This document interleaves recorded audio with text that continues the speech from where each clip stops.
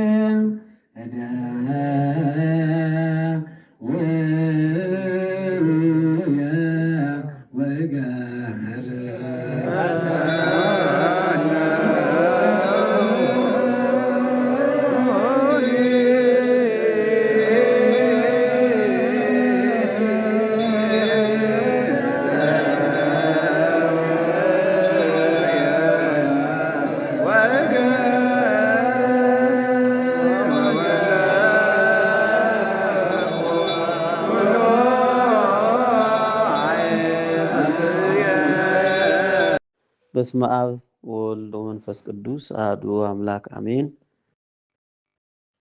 ውድ መንፈሳዊ ልጆቼ፣ የእግዚአብሔር ልጆች፣ የእናታችን የድንግል ማርያም ያደራዊ ቃል ኪዳን ልጆች፣ የቅዱሳን መላእክት፣ የቅዱሳን ጻድቃን ሰማዕታት ወዳጆች በእግዚአብሔር ስም እንደምን አደራችሁ? እንደምን ዋላችሁ? እንደምን አመሻችሁ? አሜን።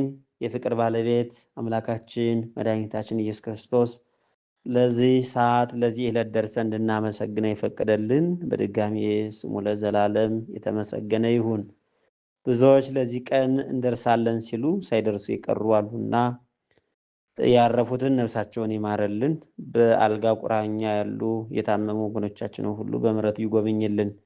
እንኳን ለአምላካችን ለመድኃኒታችን ለኢየሱስ ክርስቶስ የዓለም ሁሉ መድኃኒት የሆነው ጌታችን ኢየሱስ ክርስቶስ ለአዳምና ለልጆቹ ሁሉ ቤዛ ሆኖ በመልዕልተ መስቀል ላይ ተሰቅሎ ለዓለም ድህነት መስዋዕት ሆኖ የዋለበት ዕለት ነውና እንኳን አደረሳችሁ ብያለሁ። በመላው ዓለም ያሉ ኦርቶዶክሳውያን ልጆቻችን እንዲሁም እናት ቤተ ክርስቲያን በዛሬው ዕለት የክርስቶስን መከራ ሞቱን ስለ ሰው ልጆች ስለኛ ሲል የከፈለውን ዋጋ ሁሉ ኦርቶዶክሳውያን እያሰቡ እያለቀሱ እየሰገዱ እየጾሙ እየጸለዩ የዋሉበት ዕለት ነው። ስለዚህ ይህንን ሁሉ ያደረግናቸውን መልካም ስራዎች ሁሉ እግዚአብሔር አምላክ ይቀበልልን፣ ይቀበልላችሁ። መንፈሳዊ ልጆች በእውነት እሱን ስናስብ ለእኛ የከፈለልን ዋጋ 6666 ጊዜ ስለኛ ሲል ተገረፈ። እሱ አምላክ ሲሆን ሁሉም ማድረግ የሚችል አምላክ ሲሆን ስለኛ ሲል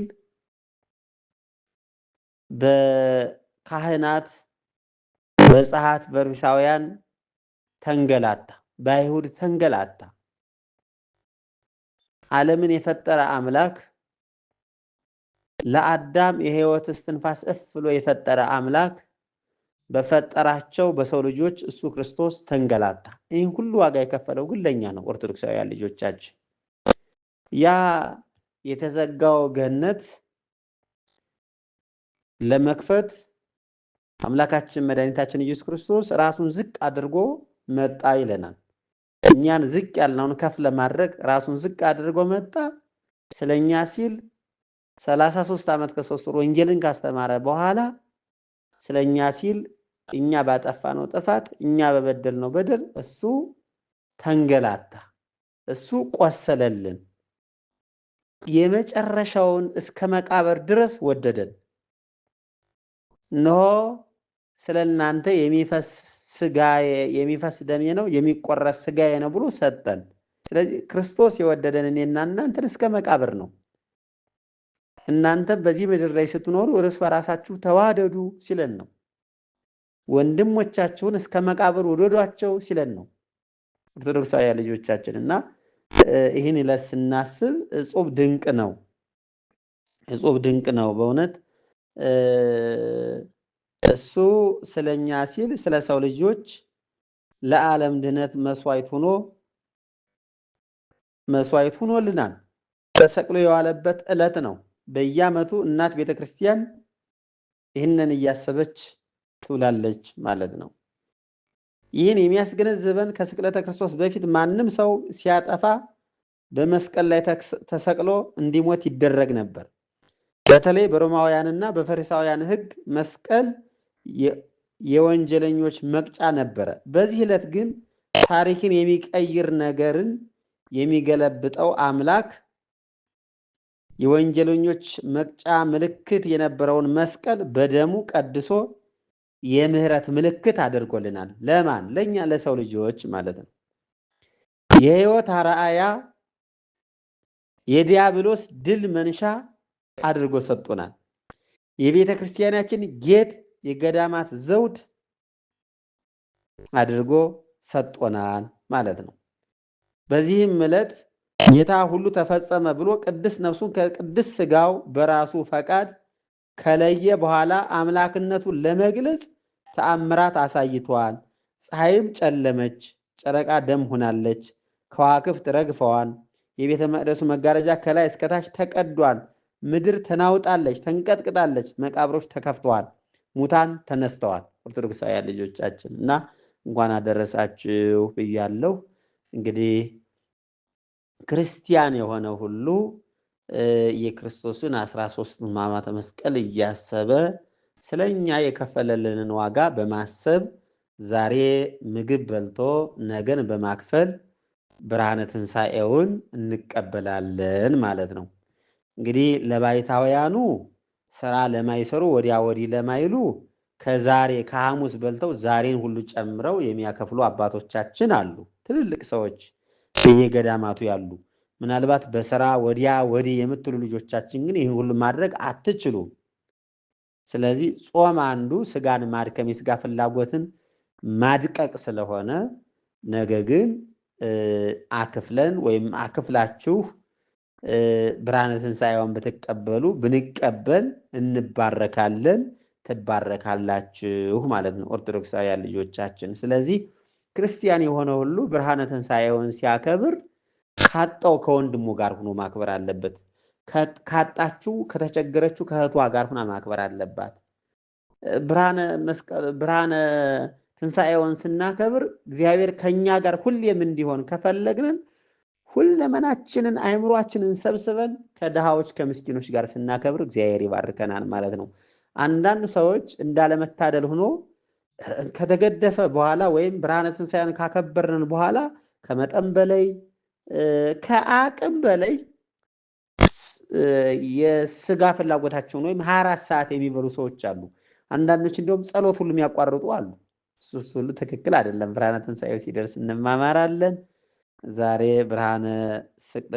በዛሬው ዕለት እንግዲህ የጌታችን የአምላካችን መድኃኒታችን ኢየሱስ ክርስቶስ ስለ ሰው ልጆች ስለኛ ሲል የከፈለልን ዋጋ በመስቀሉ ላይ ተሰቅሎ ስጋውን ቆርሶ ክቡር ደሙን አፍሶ እስከ መጨረሻው ድረስ ወዶናልና እንኳን አደረሳችሁ ብያለሁ።